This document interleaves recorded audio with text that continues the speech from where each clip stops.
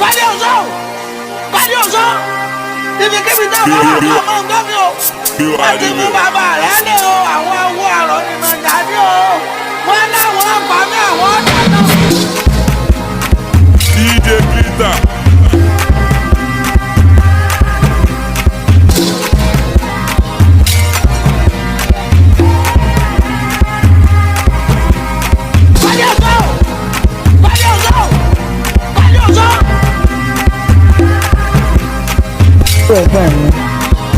So be not your father now. I didn't know that your father again. I'm sorry now. Forgive the man now. He is your father. Forgive him now. No let you now.